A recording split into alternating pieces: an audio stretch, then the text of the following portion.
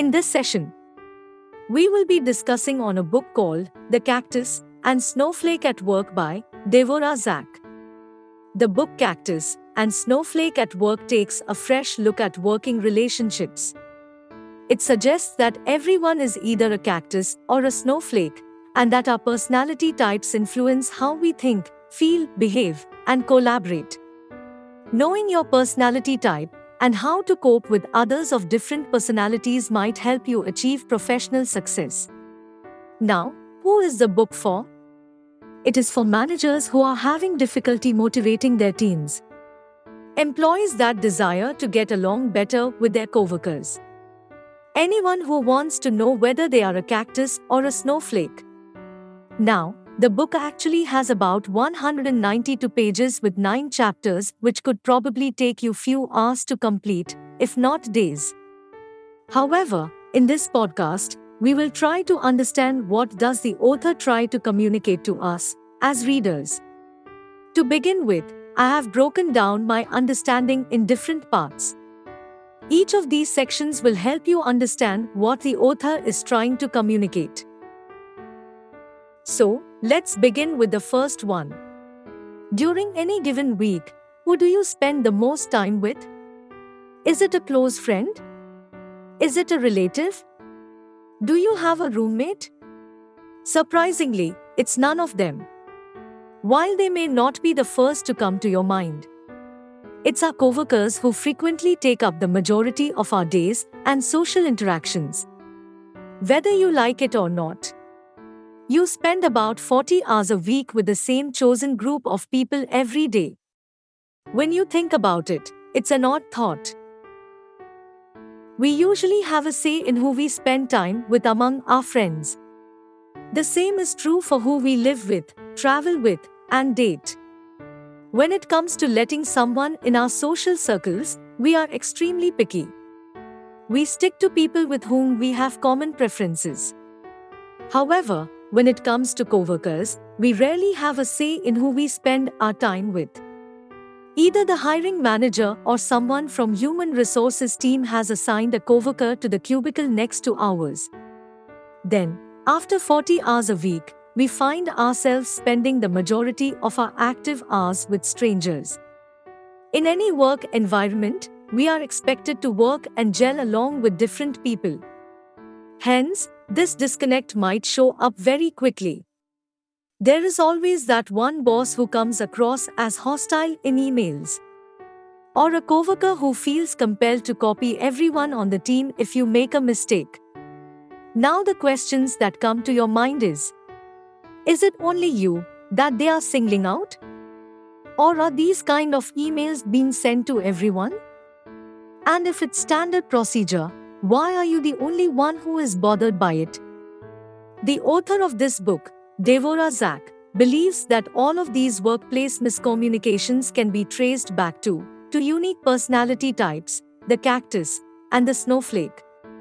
We will begin to understand why people act, think, and feel the way they do if we start identifying these types in the workplace. Now, this will help free up time for you to focus on your own work and, more importantly, your own life. Moving into the next section of our podcast. Consider the following hypothetical exchange between two colleagues, Brittany and Roger. You'll see one of these coworkers is quite reasonable, while the other is wildly out of line. Let's get started. Brittany is difficult for Roger to deal with. Their departments work closely together, yet she continues to decline his invitations to weekly department meetings.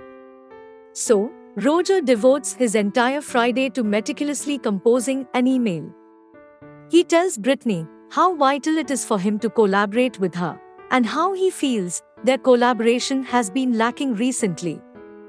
He then concludes the email by gently asking her to a meeting that he'll be hosting on Monday morning. He asks at the end of his email, "Can I rely on you to attend the meeting? Roger, best wishes."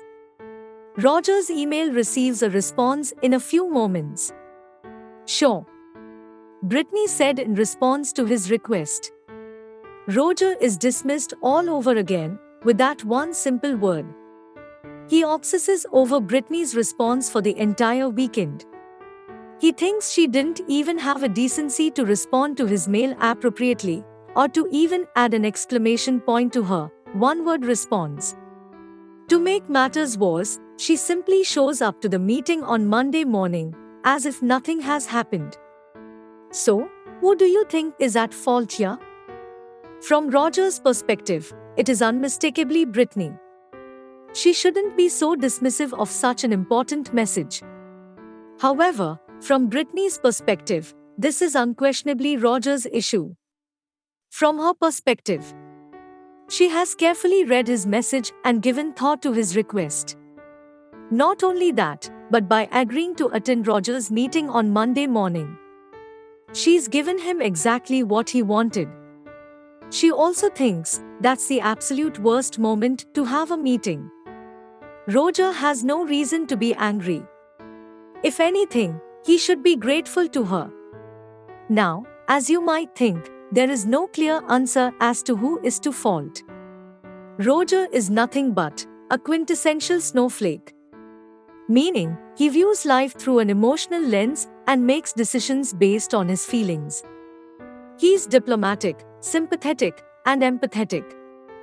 Brittany, on the other hand, is a textbook cactus. She bases her conclusions on facts and logic. She's direct, analytical, and practical. You will undoubtedly have an opinion on which personality type is best, which is understandable. Both types have advantages and disadvantages. And both have a lot to offer in a professional situation. However, problems emerge when cacti and snowflakes do not grasp each other's varied thinking and communication approaches. In the next section, we have a quick quiz for you. Now, let's check which one are you, a cactus or a snowflake. Here is a quick test to see if you are more snowflake, more cactus, or maybe a cactus and snowflake hybrid. Whether you already know where you fall on this spectrum or not. Hear through these 4 questions and mark whether you answered A or B to each one. First question: what do you value when you are working with someone? 1. Your emotional connection. 2. The ability to directly communicate with them. Second question: when making a decision, you usually 1. Trust your instincts. 2. Consider the advantages and disadvantages. Third question: what if you had to break bad news to someone?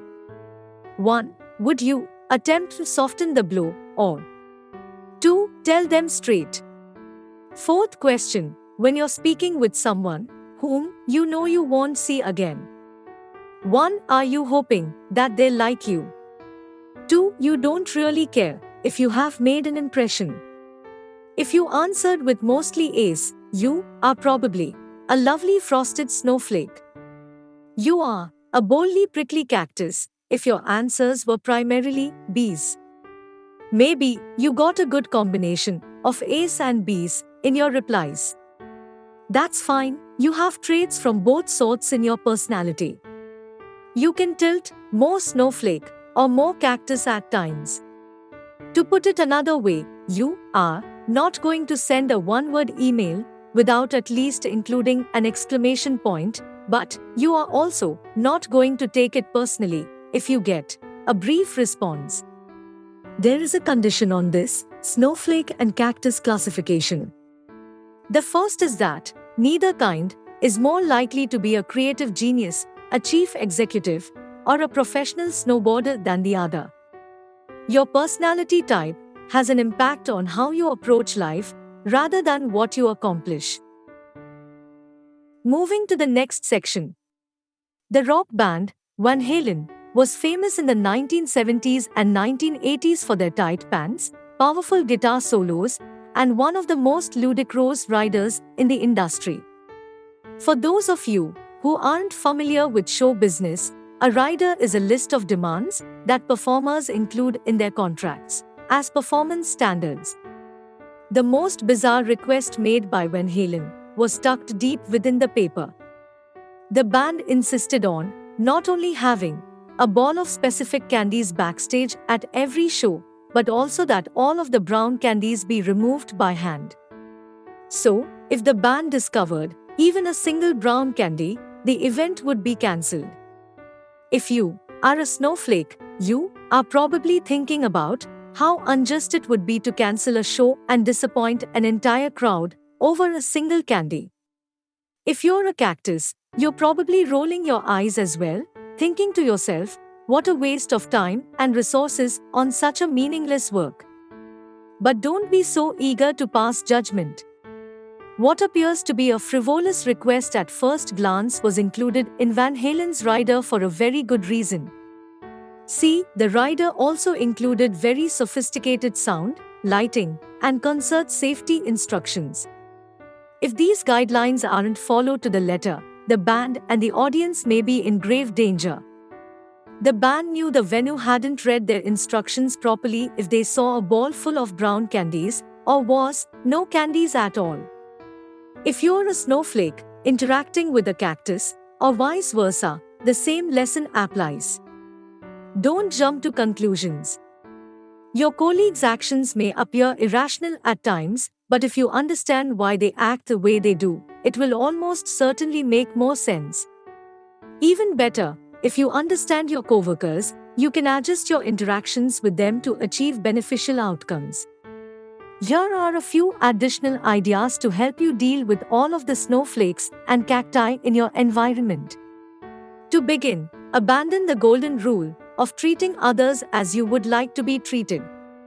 It sounds nice in principle, but it may go horribly wrong in practice. Assume a snowflake manager is required to provide unfavorable feedback to a cactus employee. The snowflake is careful not to hurt the cactus' feelings by interspersing her criticism with words of praise and encouragement. Following that, the cactus is initially pleased with her mainly positive performance review and finds no reason to change her work habits. However, she will feel irritated if she is never awarded a promotion or raise after repeated identical performance assessments. Instead, adopt the platinum rule, which states that you should treat others the way you want to be treated. If the snowflake manager had thought about the best approach to criticize her cactus employee, she would have done so in a direct and constructive manner, and as a result, everyone would have been much happier. Another tip in the next section is to learn to recognize a non-event. A sudden blast of wind that throws you off course is a big deal if you're a snowflake dancing in the breeze. That same gust of wind probably doesn't even register if you're a cactus. So, if you have ever been sincerely concerned about an issue that your colleague is unaware of, or if your colleague is getting worked up about nothing, you're most likely dealing with a non-event. Here is how a non-event can manifest itself at work. When her manager tells her team that they need to improve their performance, Jennifer, a snowflake, is furious.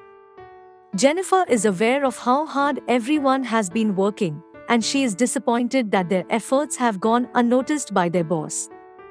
George, one of her teammates, is a cactus. The remark doesn't affect him.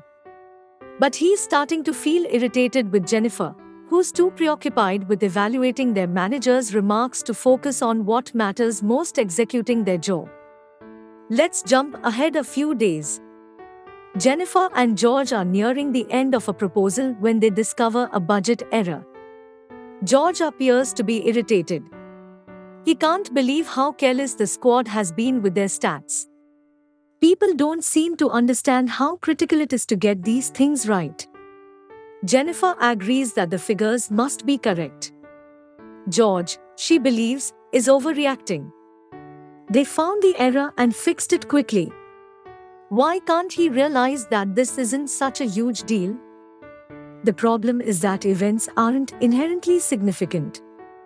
It is the value we place on them that causes them to feel this way. Furthermore, snowflakes and cacti frequently assign varying levels of importance to various events. So don't become irritated or yell at your colleague if they are overreacting to anything little. Consider how meaningful this seemingly insignificant occurrence might be to them.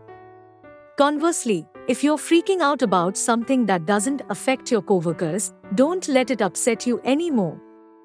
Instead, recognize that this is most likely a non-event to them.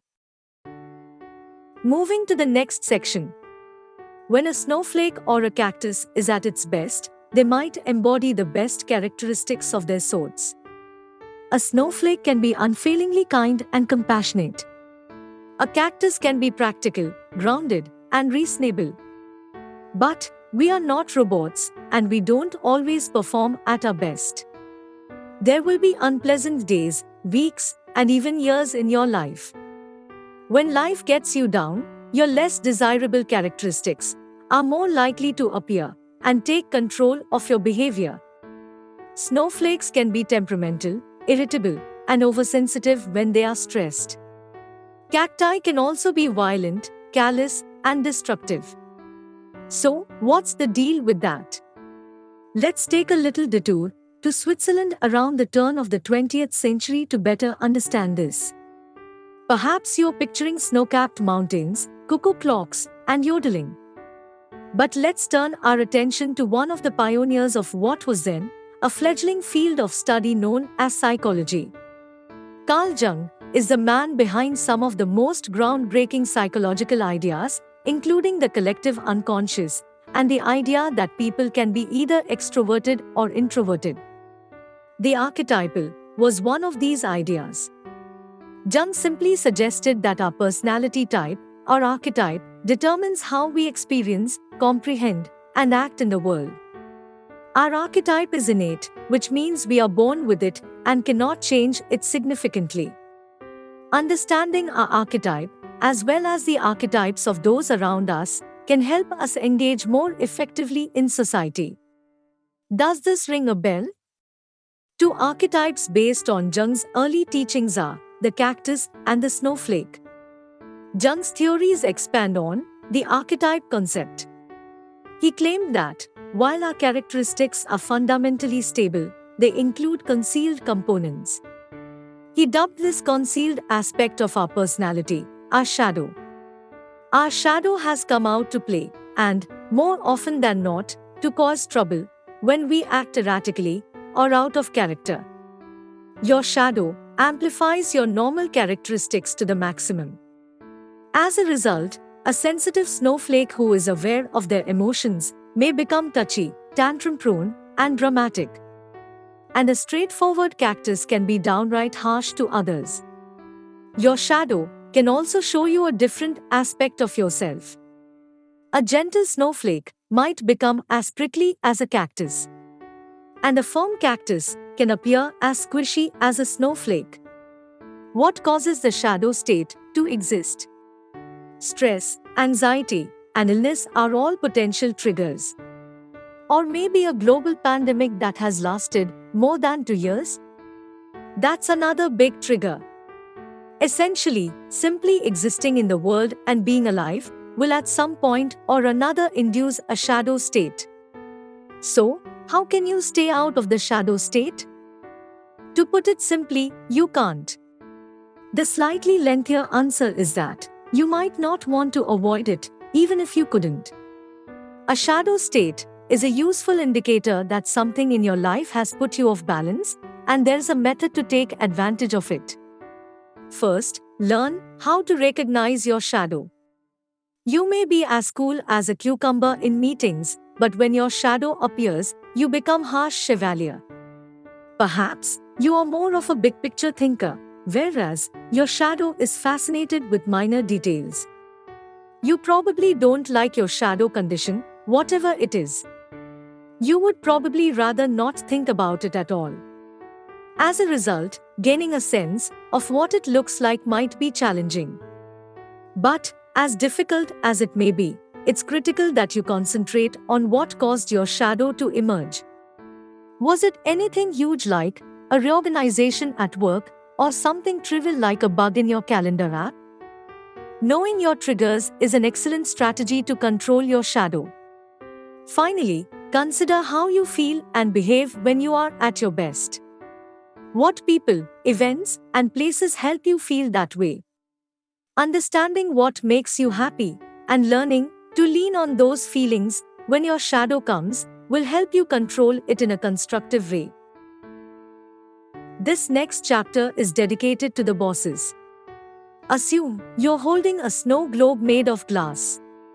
A classic desert landscape can be found inside. Brilliant reds and yellows abound in sandy soil.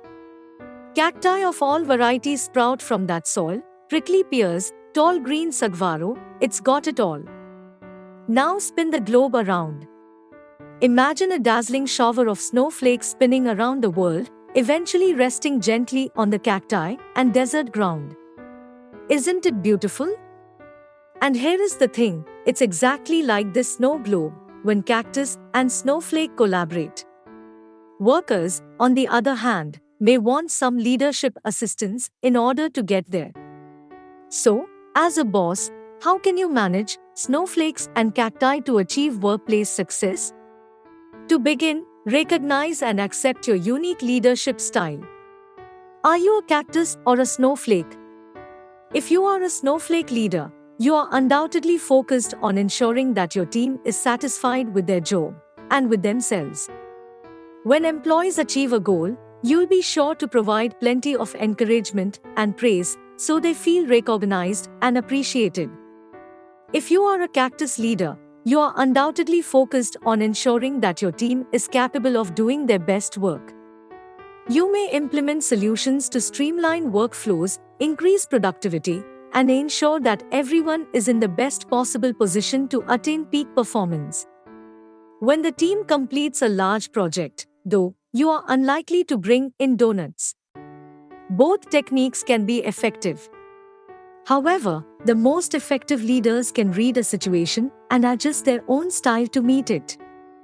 Don't just ponder about how snowflakes and cacti think. Try to imitate the other personality type. Snowflakes can be as gentle and delicate as cacti, and cacti can produce spikes. Remember that your temperament impacts rather than dictates your behavior. So, snowflakes, try to make it easier for your team to accomplish commendable tasks by providing both practical and moral support.